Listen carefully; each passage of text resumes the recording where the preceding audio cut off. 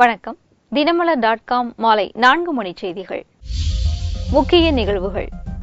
Thoothukudi Sterlite ஆலையை மூட உத்தரவு. வாயு கசிவை தொடர்ந்து மாசு கட்டுப்பாட்டு வாரியம் நடவடிக்கை. லோக்சபா தேர்தலுக்கு பிறகு முலாயம் கட்சிக்கு பாடை. மத்திய அமைச்சர் பெய்ட்டால் மீண்டும் சமாஜ்வாடி போர்க்கொடி. மருமகள் வரதட்சணை கொடுமை வழக்கு. தலைமறைவான ஒடிசா முன்னாள் அமைச்சர் மனைவியுடன் கொல்கத்தாவில் கைது. விரிவான செய்திகள். தூத்துக்குடி ஸ்டெர்லைட் ஆலையிலிருந்து வாயு கசிந்ததை தொடர்ந்து அந்த ஆலையை மூட தமிழ்நாடு மாசு கட்டுப்பாட்டு வாரியம் உத்தரவிட்டுள்ளது. தூத்துக்குடி மாவட்டத்தில் அமைந்துள்ள ஸ்டெர்லைட் ஆலையில் இருந்து மார்ச் 23ஆம் தேதி திடீரென விஷவாயு கசிந்தது. இதனால் அப்பகுதி மக்களுக்கு தொண்டை கமறல், கண் எரிச்சல் உள்ளிட்ட பாதிப்புகள் ஏற்பட்டது. இதையடுத்து ஸ்டெர்லைட் ஆலையை மூட வேண்டும் என்று மக்களிடம் கோரிக்கை வலுத்தது. ஸ்டெர்லைட் ஆலையை மூட வலியுறுத்தி பல்வேறு அரசியல் கட்சிகள் போராட்டம் நடத்தினர். இதையடுத்து ஸ்டெர்லைட் ஆலையை மாசு கட்டுப்பாட்டு வாரிய அதிகாரிகளும் ஆர்டிஓவும் பார்வையிட்டனர். இதைத் தொடர்ந்து ஸ்டெர்லைட் தாமிர உருக்காலையை உடனடியாக மூட தமிழக மாசு கட்டுப்பாட்டு வாரியம் சனிக்கிழமை உத்தரவிட்டது. விஷவாயு வெளியேற்றத்தால் தூத்துக்குடி ஒட்டுமொத்த நகரமே பாதிக்கப்பட்ட சூழ்நிலையிலே இனிமேலும் பொறுக்க முடியாது என்று தூத்துக்குடி மக்கள் பொங்கி எழுந்து வீதிகளுக்கு வந்ததன் விளைவாக இந்த ஸ்டெர்லைட் மூடுதல் என்ற நற்செய்தி எங்கள் காதுகளுக்கு கிடைத்திருக்கின்றது. ஸ்டெர்லைட் ஆலை மூடப்பட்டதை வரவேற்று தூத்துக்குடி மக்கள் பட்டாசு வெடித்து மகிழ்ச்சியை வெளிப்படுத்தினர். லோக்சபா தேர்தலுக்கு பிறகு சமாஜ்வாடி கட்சிக்கு இறுதி ஊர்வலம்தான் என்றும் வெறும் 4 சீட் தான் அக்கட்சிக்கு கிடைக்கும் என்றும் மத்திய அமைச்சர் பேனி பிரசாத் வர்மா கூறியிருப்பது மத்திய அரசுக்கு பெரும் நெருக்கடியை அளித்துள்ளது.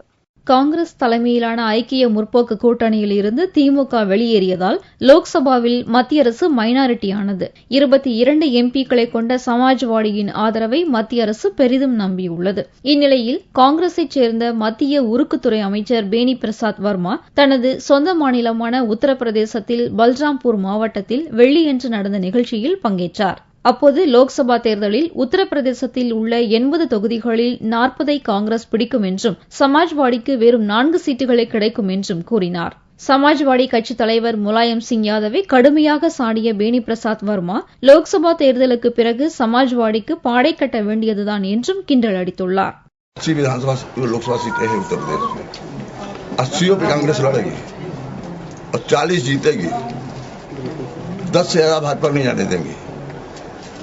36 जीतेंगे हमारी बहन जी, और जिनकी आप बात कर रहे हो उनका उस पार्टी के निकलेगा जनाजा, 4 जीतेंगे कंधा देने वाले. சர்ச்சைக்குரிய கருத்துக்களை கூறுவதில் வல்லவரான பேனி பிரசாத் வர்மா சில நாட்களுக்கு முன் கூறும்போது முலாயம் சிங் யாதவுக்கும் பயங்கரவாதிகளுக்கும் தொடர்பு இருப்பதாக குற்றம் சாட்டினார்.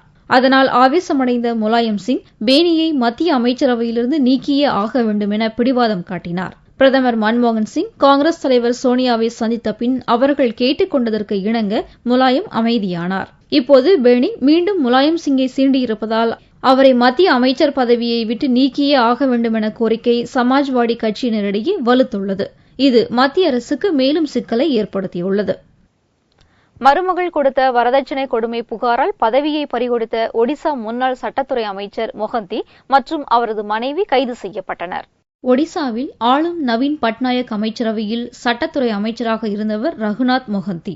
இவரது மகன் ராஜா ஸ்ரீ மொஹந்திக்கு கடந்த ஆண்டு ஜூனில் பர்சா என்ற பெண்ணுடன் திருமணம் நடந்தது. திருமணம் ஆனதில் இருந்தே கணவன் ராஜா மொஹந்தியும் அவரது வீட்டாரும் வரதட்சணை கேட்டு கொடுமைப்படுத்தியதாகவும் கொலை செய்ய முயன்றதாகவும் 3 வாரங்களுக்கு முன் ஒடிசா போலீசில் பர்சா புகார் அளித்தார். இதனால் ஆளும் பிஜு ஜனதாதள் அரசுக்கு அரசியல் ரீதியாக நெருக்கடி ஏற்பட்டதை அடுத்து மார்ச் 15ஆம் தேதி ரகுநாத் மொஹந்தி தனது பதவியை ராஜினாமா செய்தார். மறுநாளே மகன் ராஜா மொஹந்தியை போலீசார் கைது செய்தனர். ரகுநாத் மொஹந்தி அவரது மனைவியை கைது செய்ய போலீசார் செல்வதற்குள் இருவரும் தலைமறைவாயினர். அவர்களை பிடிக்க போலீஸ் தனிப்படைகள் அமைக்கப்பட்டன. இந்நிலையில் கொல்கத்தாவில் ரகுநாத் மொஹந்தியும் அவர் மனைவியும் பதுங்கியிருப்பதாக வந்த தகவலின் அடிப்படையில் போலீஸ் படையினர் விரைந்து சென்று சனிக்கிழமை காலையில் அவர்கள் இருவரையும் கைது செய்தனர். இருவரையும் தலைநகர் புவனேஸ்வருக்கு அழைத்து வந்து விசாரணை மேற்கொள்ளப்பட்டுள்ளது. ஐக்கிய முற்போக்கு கூட்டணி அரசு தொடர்ந்து ஆட்சியில் நீடிக்கும் என்றும் முன்கூட்டியே தேர்தல் நடப்பதற்கு வாய்ப்பில்லை என்றும் மத்திய அமைச்சர் வாசன் நம்பிக்கை தெரிவித்துள்ளார். சென்னை மற்றும் எண்ணூர் துறைமுகங்களின் சார்பில் மாணவர்கள் மற்றும் ஆதரவற்றோர் சரணாலயங்களுக்கு நலத்திட்ட உதவிகள் வழங்கும் விழா சென்னையில் நடைபெற்றது. விழாவில் மத்திய கப்பல் போக்குவரத்துத்துறை அமைச்சர் வாசன் கலந்து கொண்டு பயனாளிகளுக்கு நலத்திட்ட உதவிகளை வழங்கினார். பின்னர் செய்தியாளர்களிடம் பேசிய அவர், ஐக்கிய முற்போக்கு கூட்டணி அரசு பதவிக்காலம் முடிய தொடர்ந்து ஆட்சியில் நீடிக்கும் என்றும் முன்கூட்டியே தேர்தல் நடக்க வாய்ப்பில்லை என்றும் கூறினார். 2014 மே மாதத்திலே முறையாக நாடாளுமன்றத்திற்கு தேர்தல் நடைபெறும். அதிலே மாற்றுத் தேதி இருக்காது என்று முழுமையாக நம்புகிறேன். இந்தியாவில் உள்ள துறைமுகங்களின் 42 விரிவாக்க பணிகளுக்காக 14,750 கோடி ரூபாய் அளவில் ஒப்பந்தங்கள் பெறப்பட்டு படிப்படியாக பணிகள் நடைபெற்று வருகின்றன என்று கூறிய அமைச்சர் வாசன், கூடங்குளம் அணுமின் நிலையம் விரைவில் திறக்கப்படும் எனவும் அதில் உற்பத்தியாகும் மின்சாரம் அதிக அளவில் தமிழகத்திற்கு கிடைக்க முயற்சி மேற்கொள்ளப்படும் என்றும் கூறினார். ஈரோடு அருகே கலப்படம் செய்து போலி டீ தூள் உற்பத்தி செய்யப்படுவது கண்டுபிடிக்கப்பட்டதால் தொழிற்சாலைக்கு அதிகாரிகள் அதிரடியாக சீல் வைத்தனர்.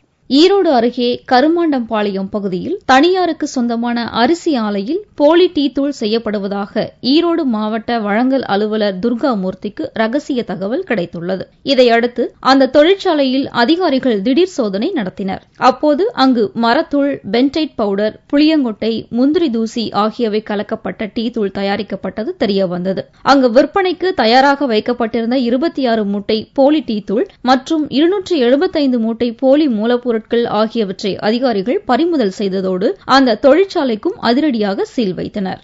கருமாண்டாம்பாளையத்தில் உள்ள ஒரு போலி டீ தூள் தயாரிக்கிற ஆலையை பரிசோதனை செய்ததில் சுமார் 300 மூடை அளவிலான போலி டீ தூள் தயாரிப்பதை பறிமுதல் செய்திருக்கிறோம்.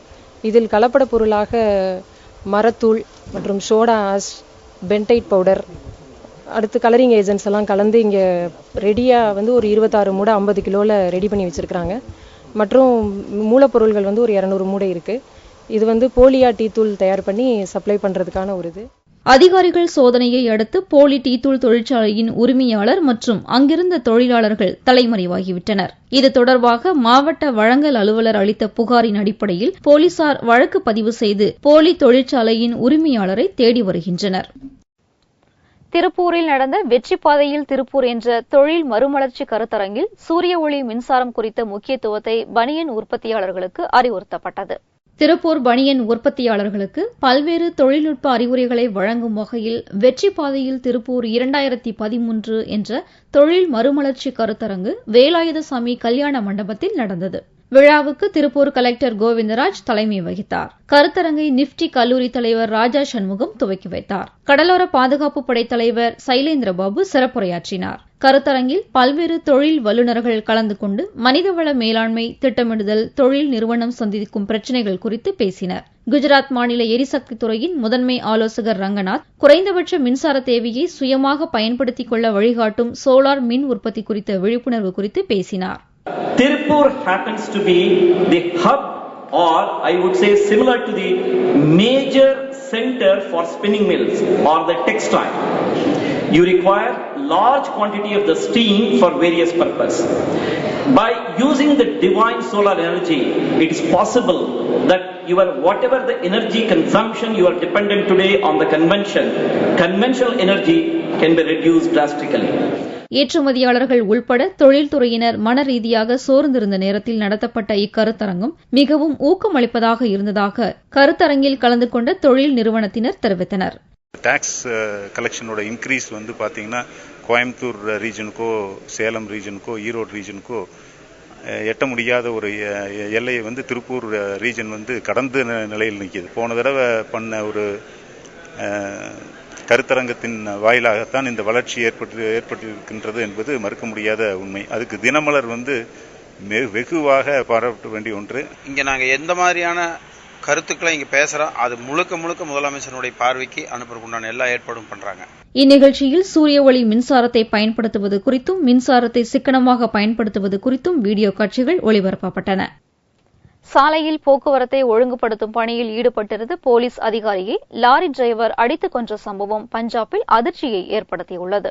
பஞ்சாப் மாநிலம் பாட்டியாலாவில் உதவி போலீஸ் சப் இன்ஸ்பெக்டராக பணியாற்றி வந்தவர் ரவீந்தர் பால் மங்கத். பாட்டியாலாவில் உள்ள தேசிய சட்ட பல்கலைக்கழகம் அமைந்துள்ள சாலையில் விஐபி செல்வதற்காக போக்குவரத்தை ஒழுங்குபடுத்தும் பணியில் ரவீந்தர் பால் மங்கத் ஈடுபட்டிருந்தார். அப்போது மண் ஏற்றி வந்த ஒரு லாரி டிரைவருக்கும் போலீஸ் அதிகாரி மங்கத்துக்கும் தகராறு ஏற்பட்டது. ஆவேசமடைந்த லாரி டிரைவர் இரும்பு தடியை எடுத்து வந்து மங்கத்தை சரமாரியாக அடித்துவிட்டு லாரியில் தப்பிச் சென்றார். ரத்த வெள்ளத்தில் மிதந்த மங்கத் மருத்துவமனையில் சேர்க்கப்பட்டு இறந்தார். குடிபோதையில் இருந்த லாரி டிரைவரை போலீசார் கைது செய்துள்ளனர். கடந்த 5ஆம் தேதியன்று பஞ்சாபின் டர்ன் மாவட்டத்தில் டீசல் விலை உயர்வை கண்டித்து போராட்டம் நடத்திய விவசாயிகளை சமாதானப்படுத்துவதற்காக சென்ற உதவி போலீஸ் சப் இன்ஸ்பெக்டர் குல்பீர் சிங்கை விவசாயிகள் அடித்துக் கொன்றனர். அந்த சம்பவம் நடந்து 3 வாரமே ஆன நிலையில் இன்னொரு உதவி போலீஸ் சப் இன்ஸ்பெக்டர் பஞ்சாபில் கொல்லப்பட்டிருப்பது போலீசார் மத்தியில் கொந்தளிப்பை ஏற்படுத்தியுள்ளது.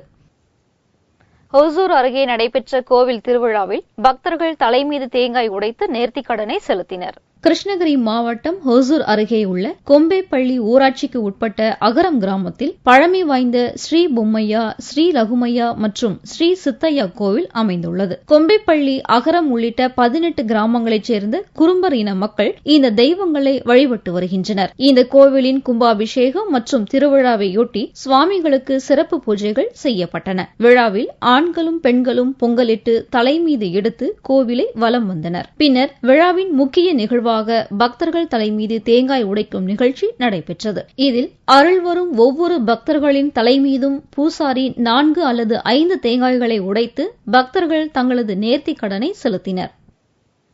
பக்தர்களின் அரோகரா கோஷத்திற்கு இடையே திருப்பரங்குன்றம் சுப்பிரமணிய சுவாமி திருக்கோயிலில் தேரோட்டம் நடைபெற்றது.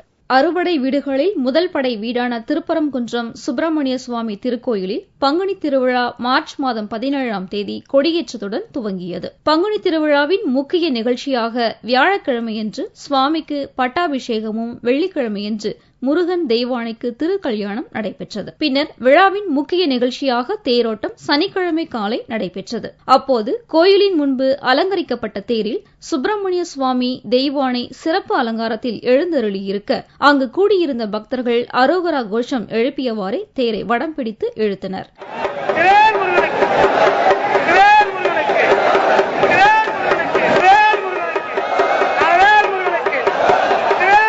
அலங்கரிக்கப்பட்ட தேர் பக்தர்கள் மத்தியில் ஆடி அசைந்து வருவதை கிரிவல பாதையில் குழுமியிருந்த பல்லாயிரக்கணக்கான பக்தர்கள் தரிசனம் செய்தனர். இன்னைக்கு தேரோட்டம் நடக்குது, ரொம்ப சிறப்பா இருக்கு.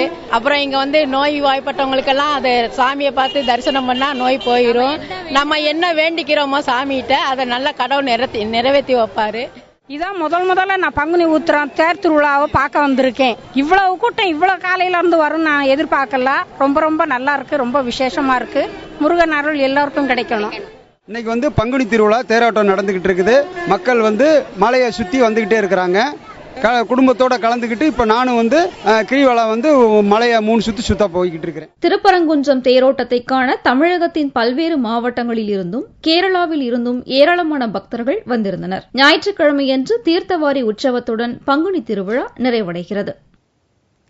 தங்கத்தின் விலை சனிக்கிழமை சவரனுக்கு 128 ரூபாய் அதிகரித்து 1 சவரன் தங்கம் 22,336 ரூபாய்க்கு விற்பனையானது. 1 கிராம் ஆபரண தங்கம் 2,792 ரூபாயாக இருந்தது. வெள்ளி 1 கிராமுக்கு 70 காசுகள் அதிகரித்து 57 ரூபாய் 80 காசுகளுக்கு விற்பனையானது. பார் வெள்ளியின் விலை 53,975 ரூபாயாக இருந்தது. தஞ்சை சூரக்கோட்டையில் துவங்கியுள்ள சேவல் சண்டை போட்டியில் நாட்டின் பல்வேறு பகுதிகளில் இருந்தும் 3000 சேவல்கள் பங்கேற்றுள்ளன. பங்குனி திருவிழாவையொட்டி தஞ்சை மாவட்டம் சூரக்கோட்டையில் 2 நாள் சேவல் சண்டை போட்டி துவங்கியுள்ளது. இந்த சேவல் சண்டை போட்டியில் பங்கேற்பதற்காக தமிழகத்தின் பெரும்பாலான மாவட்டங்கள் மட்டுமல்லாது கர்நாடகா, கேரளா, ஆந்திரா, புதுச்சேரி, மகாராஷ்டிரா, பீகார் உள்ளிட்ட இந்தியாவின் பல்வேறு மாநிலங்களில் இருந்தும் 3000க்கும் மேற்பட்ட சேவல்கள் பங்கேற்றுள்ளன. 25 களங்கள் அமைக்கப்பட்டு சேவல் சண்டை போட்டி நடத்தப்படுகிறது.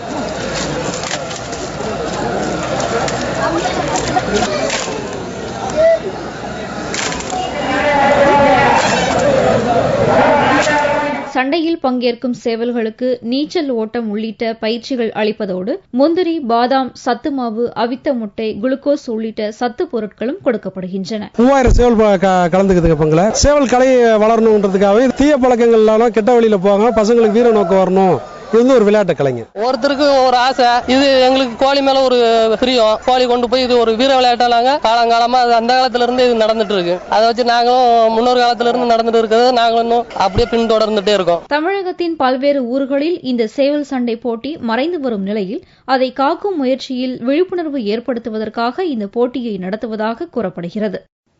மீண்டும் செய்திகள் இந்திய நேரப்படி இரவு 8 மணிக்கு. வணக்கம்.